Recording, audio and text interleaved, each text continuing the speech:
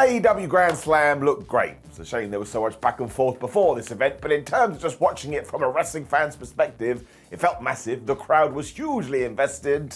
If you just sat down and put your tush in the chair, you probably had a rollicking good time. Now we can get all mad in the comments because that was way too positive, Pete. However, I'm also Simon Miller, the king and the master of the ups and downs. This is the finger of power, and that's right. We are going to go through All Elite Wrestling's Grand Slam Australia event and give good bits and up, the bad bits and down. If you are Australian, you're going to be like, Simon, that's the worst accent I've ever heard.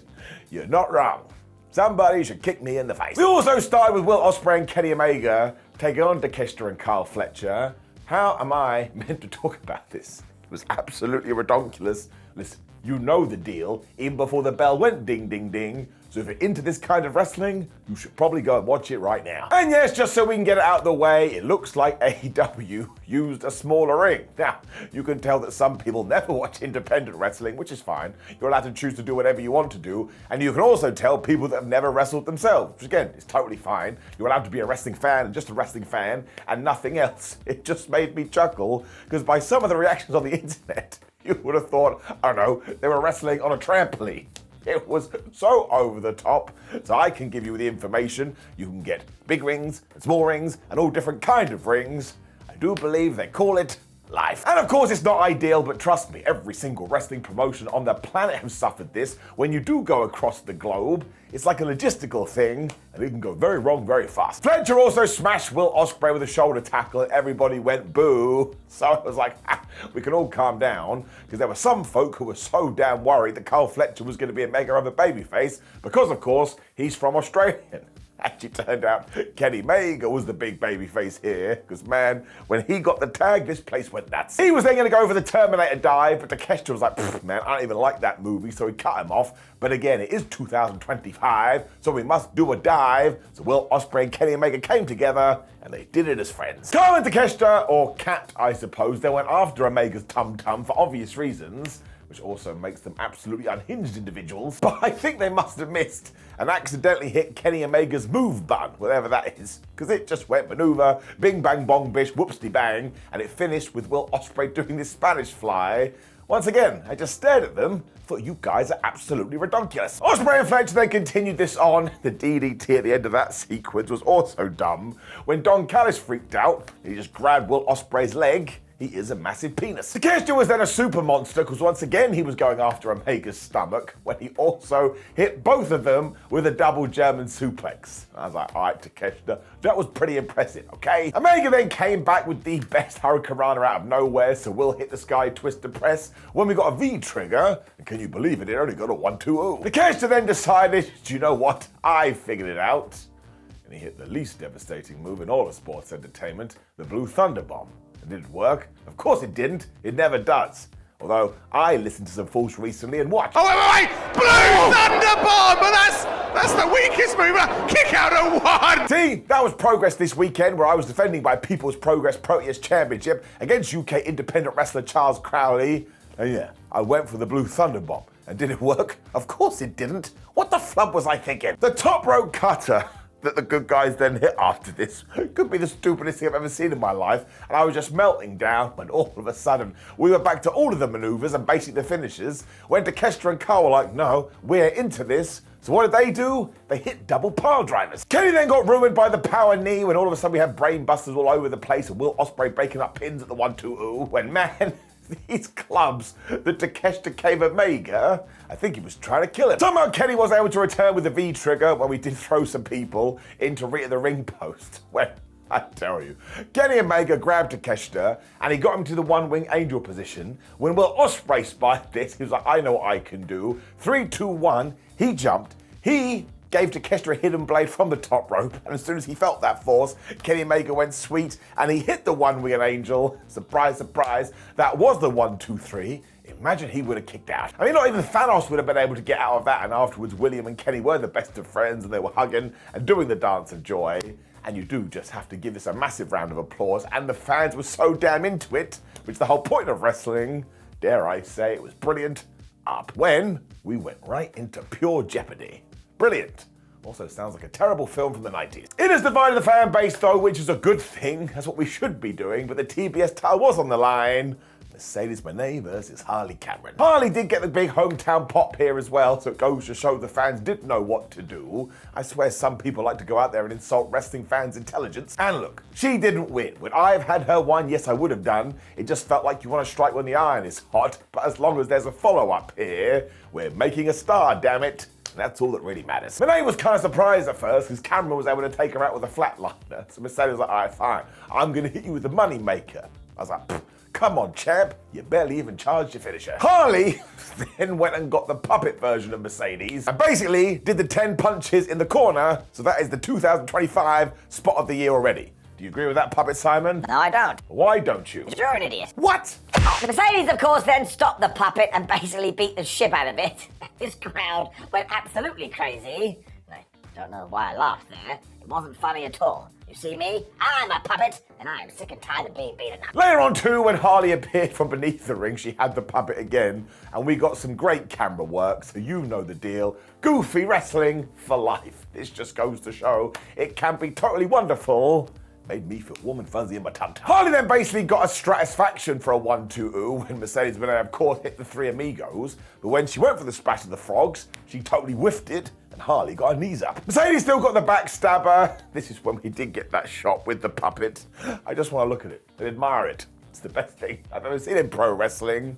To be honest with you, that's all I actually need. You can take the rest and flush it down the toilet. Harley Cameron then hit a flipping destroyer as everybody lost their minds for a 1-2-oo. And of course, that's when Mercedes Mone came back with a Meteora for a 1-2-oo. I was like, listen, I don't actually think Harley Cameron is going to win here. It's just how I felt. But was I 100% sure? No. Cameron then went surprise roll up crazy because it is the most devastating move in all of sports entertainment. But I think she got a bit too carried away because she went for the swanton. She did indeed miss, or she crashed and burned. Mercedes was like, ha, that has charged my meter. She hit the Mone maker, 1-2-3. Now, yes, that finisher is a little bit weird, because sometimes it hits and sometimes it doesn't. It's a bit squiffy. But again, why do I watch professional wrestling, man? To be taken on a roller coaster. And I was going left, I was going right. Of course, I was going up, and I was going down. And as long as there is a story coming out of this for Harley Cameron, and in a few months she does win this championship, everything is going to be fine. I thought this was very well done. Omega and Ospreay were then backstage. They were super duper happy with their win. And they basically said, we're going to give you some matches for AEW Revolution. Because Kenny Omega wants to beat Takeshita for that international championship, especially because Takeshita has walked around going, oh man, I beat Kenny Omega twice in a week. Which is true, and I enjoy it when professional wrestlers do remember. When Will Ospreay was all like, oh man, I am so from Essex, and therefore, Carl Fletcher, I am going to take you on in a steel cage. Hands up if you're a bit scared. Me too. They may actually kill each other. When we learned a lesson, which is very nice because there was a reason the Death Riders versus Adam Copeland and Jay White wasn't going to have ramifications leading into that title match. I thought that's where you would determine a new #1 contender, but we did it on Dynamite. And that's because John Moxley and Claudio Castagnoli were gonna win. Ooh, the flub had that on their bingo card. Now all we really need to talk about here is Adam Copeland's entrance, because when his theme music did calm down, every single fan in that building sang along to Metal Lingers, and even I sat there, felt like, oh man, got a little bit of a tear coming out of my seeing device. So Adam Copeland himself must have gone nuts. It is just the feel-good moment of the year, so much so, I am giving it own special up. This is what wrestling's all about. That and puppets. The good guys then jumped Mox and Claudio because of course they don't like them when they started to brawl all over the place. And that makes sense. It was essentially a street fight. Jay even started using a trash can as Cope was diving off things he doesn't care. And that freaked out Marina Shafir because she went and found Kenny the kendo stick. She just waffled the shit out of Adam as well when Castagnoli was like, oh man, I see you're a bit wibbly wobbly. And he threw him through a table. Mox and Claudio then just stomped him into oblivion, and even when Copeland tried to get out of this, bam, he got smashed with the paradigm shift. I was like, dude, these people were just singing your song, and now you seem awfully distracted. Marina Shafir even threw him into the ring post. So it's a bit like, who allows her to keep going to ringside? And Jay White must have agreed, because he then got his own version of Kenny the kendo stick, and he started whipping people. The problem is there was a chair set up in the corner, so Mox grabbed Jay and threw him into that thing, when all of a sudden people were going for doomsday devices and people were falling off the top rope. When Jay finally went, I don't really think I've done a big move yet, so he took out Claudio with the Blade Runner. not to dinner. Wheeler Yuta then appeared like a damn Pokemon to stop the pin. Listen, while I understand it will be no DQ here because it is a street fight, someone needs to sit down with Wheels and say, listen dude, you've got to stop doing this. White felt the same and he took out Yuta with the Blade Runner when John Moxley was back and he took out Jay White, but by that point I think Cope was done. And he essentially used the rope and he whammed it into Jonathan's penis. It then turned out there was a table set up in the corner. So man, Cope speared Claudio through that to an amazing pop. When he turned around, he saw John Moxley and he was like, ha ha, I hate you the most. And he gave him a spear too. The thing is, Cope didn't go for the pin because his brain said nope. And instead, he got this chair that was basically covered in barbed wire and he was going to give John Moxley a concerto.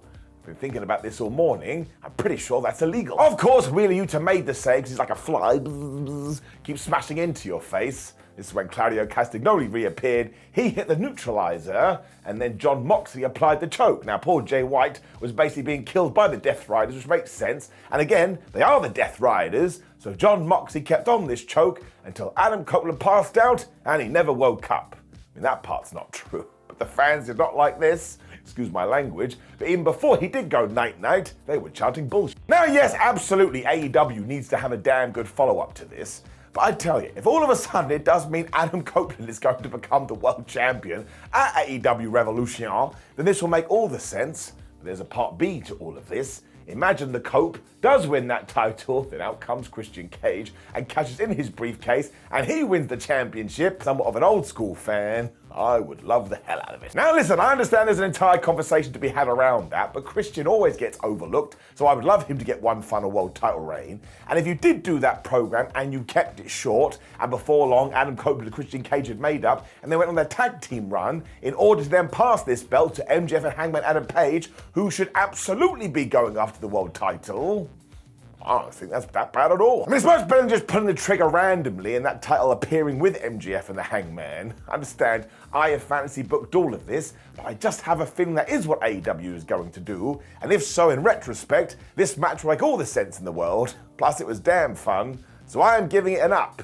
That's right, I think something's been retconned, but now we have to wait and see. But also, within the context of the night, it was an absolute barrel of laughs. When Okada and Buddy Matthews just went, yeah, we are really good wrestlers. Now I am going to throw a mini down in there because even though we were in Australia, I just knew that Buddy Matthews couldn't win. I think that mostly comes from the fact this feud was done in fast forward. We could have just padded it out a little bit. So I'm being a nerd down. He is just so damn good though, although I do hope he's okay. During his entrance, he seemed to sort of land on his ankle a bit funny, and he was limping throughout this. Now listen, everyone's trying to work me in 2025, as you should do, but just in case, I'm sending him the best. Okada is just totally nonsense too, because he does nothing, it somehow does everything. And at the start here, after they had got into it, Buddy was like, let's shake hands, and Okada went, nope. And he flipped him off. Okada then got thrown to the outside, so Buddy made sure to flip him the bird too. And this is when the near fall started. They were working at quite the pace. This is when he was limping, so once again, I do hope he's okay, but he still got the Meteora. When Okada was like, well, you know what, I'm gonna break your back, and I'm gonna break your neck. And he hit the back breaker and the neck breaker. Of course, after this, he made sure to swear at the fans. I think he got that spot from Hackenschmidt. But he was so done with this, he grabbed that damn finger, he avoided the Rainmaker, and he even hit a GTS. When bam, the Rainmaker hit the Rainmaker, and I decided he must be done. Buddy Matthews kicked out the 1-2-ooh. This place lost their minds, that was pretty damn good. There was also another awesome 1-2-ooh as well after Buddy hit him with the stomp, and he got Matthews' Law. Now listen, I know I talked about the Jeopardy thing. This one did make me go, oh, I can't believe it. But also, I actually didn't believe at the same time. That was quite the feat to pull off. This was mostly because Okada did get his foot on the ropes at the last second. And soon after this, not only did he hit a superplex that was super, but he got the jackhammer. I won a match this weekend by hitting a jackhammer. So that's right, I'm becoming a parody. Matthews then used the Prism Lock, and everybody cheered because they knew what he was doing. Rhea Ripley likes to use that move too. And apparently she was in attendance for this show as well. I think that's very nice. Okada didn't like any of that though, so he sort of shoved Buddy into the referee. This is when both guys were almost taking out the official, and when good guy Matthews tried to calm this down, you know what Okada did. He kicked Buddy Matthews right in the groin, hit the Rainmaker, 1, 2, 3. So he is still your Continental Champion, and this was pitched directly to the audience, because again, Australia. But it worked, man. It just ticked the boxes, and of course you want the pre-story to be pulled out just a little bit more. I'm still giving it an up. When we just had the simplest and smartest main event. I mean, you could probably argue that Toni Storm versus Mariah May is one of the best stories that AEW has ever told. The Women's Championship was on the line, and who walked away with the gold? It was Australia's, actually from New Zealand, don't worry about it, Toni Storm. The fans were so desperate for this too, and look, Toni came out with the Australian flag on her ring gear, so she knew what she was doing. And actually, they probably do have one more match left in them, and what's just around the corner? It's AEW Revolution. You could probably even do a stipulation. Now, they did lock up to begin with when they realized, oh wait, we hate each other, and they threw some fists when Mariah used a shotgun. Dropkick, you absolutely cannot leave that pause. Storm then hit what I think was 7 German suplexes, which is absolutely wunderbar. When Mariah May remembered about her ringside friends, she used the ring apron, the hardest part of the ring, and she used Barricade. Nobody ever cares about. Toni just slammed her ass after that 2 for a 1-2 when she locked in the STF. Mariah May got to the ropes. Well, that's me lying. She didn't do that, and she bit Toni Storm. The flub is happening. We then got hip attacks all over the place, but when Toni went for Storm Zero, she wasn't able to get it. So Mariah hit the Mayday. Damn it, Toni Storm kicked out. I wasn't ready for it. Toni then fired back with even more hip attacks, and this time got the stacked pile driver, but that didn't work either. And this is when Mariah May was playing possum. That's what wrestlers do for some reason. When she too hit all of her finishes, and that was only good for a 1-2.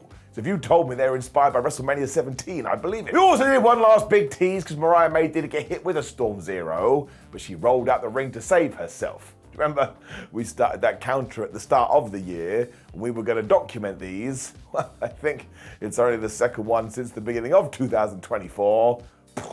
I just killed it. Mariah somehow used it to her advantage though, because she did throw Storm into the turnbuckle when she hit the Storm Zero, and just when she was going for the last and final Mayday, from nowhere, Toni hit the most devastating move in all of sports entertainment, the surprise roll-up, and she got the 3, meaning we now have a new Women's World Champion from a surprise roll-up.